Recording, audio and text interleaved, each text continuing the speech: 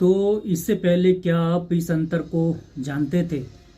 जैसे कि नीश यानी निकेत और पर्यावास यानी हैबिटेट में एक अंतर है, या जो अक्सर एग्ज़ाम में पूछा जाता है खासकर प्रीलिम्स में, तो वो मैं अभी आपको बताऊंगा। सबसे पहले हम एक एक एग्ज़ाम्पल लेते हैं। जैसे कि आप स्कूल जाते हैं, तो स्कूल जहाँ पे आप जा रहे हैं तो वो आपका एड्रेस हो गया, लोकेशन हो गया, यानी ठिकाना हो गया।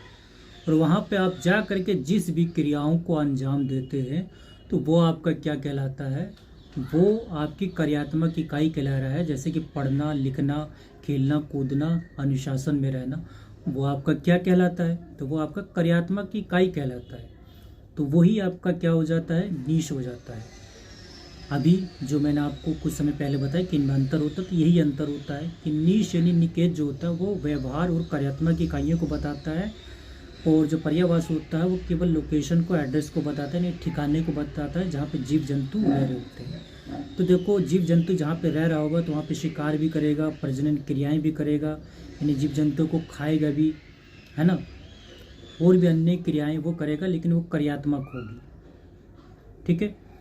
तो नीश जो होते हैं चेंज भी होते रहते हैं। ठीक है।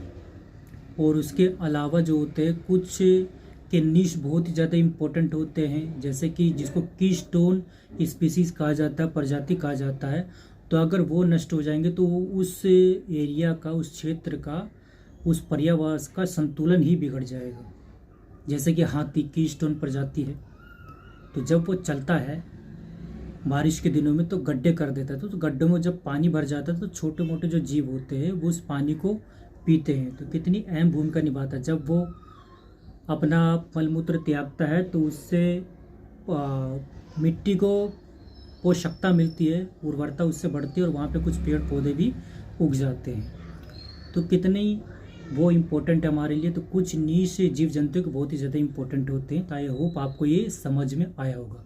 एक और अंतर जानते हैं कि जैसे जो नीश होता है यानी निकेत, वो जैविक यानी जीव और पर्यावरण दोनों पर निर्भर करता है, लेकिन जो हमारा ये जो पर्यावास होता है वो केवल पर्यावरण पे ही निर्भर करता है, यानी जैसा पर्यावरण होगा वैसा ही उसका ठिकाना होगा, लोकेशन। अगर पर्यावरण सही नहीं होगा तो वहाँ पे वो अपना पर्यावास बनाएगा भी नहीं, वहाँ पे रहेगा ही नहीं।